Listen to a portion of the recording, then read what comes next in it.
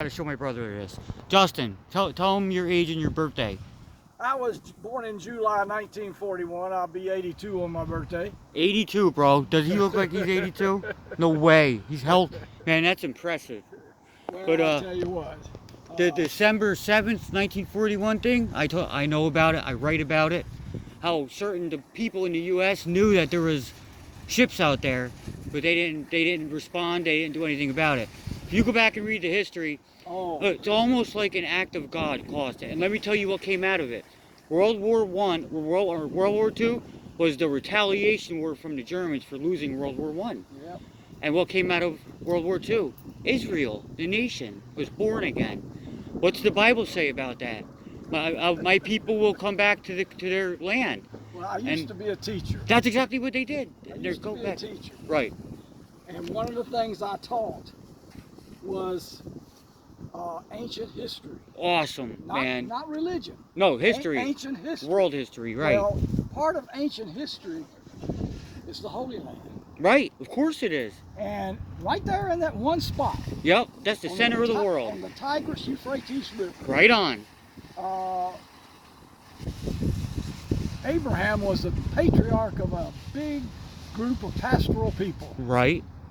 And he is the father of Judaism. Right on. I agree with that. Islam. Right. See, Abraham is tied into both. That's right. Ishmael was his concubine's son. Yep, I read that the other day. And Isaac was his wife's son. Right. And then out of those two religions, well, out of Judaism, you got Christianity. Christianity, yep. So my brother-in-law, who has now passed away, God bless his soul, brother, was a Baptist minister. Okay.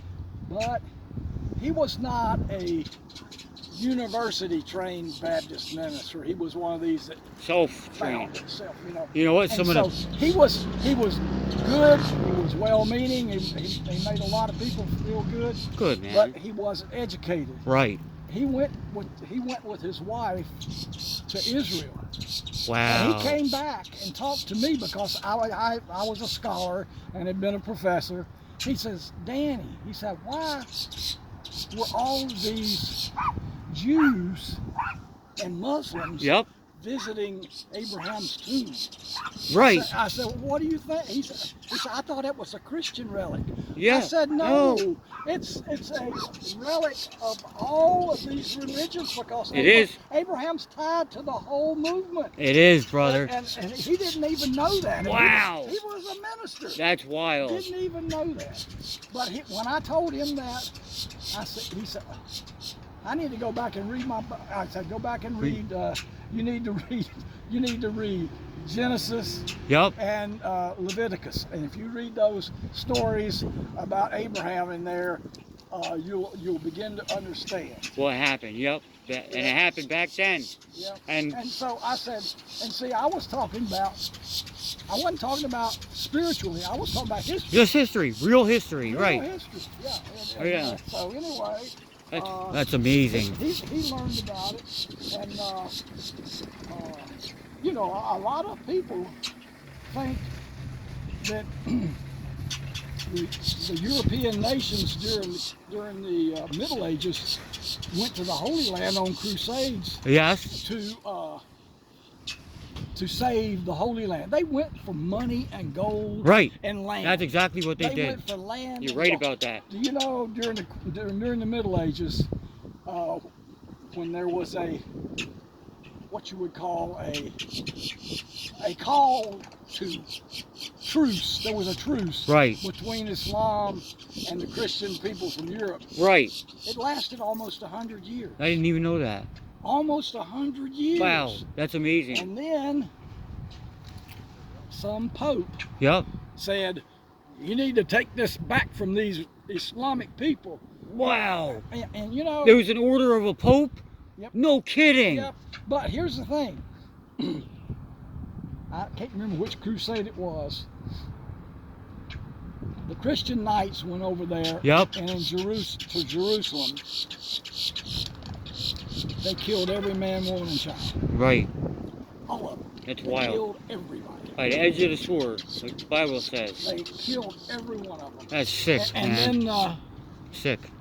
Over time, then they had the truce, and so Islam started coming back into Jerusalem, and there was a mingling of all the Right, a mix. a mix of all the things. Yep. And Islam ended up with this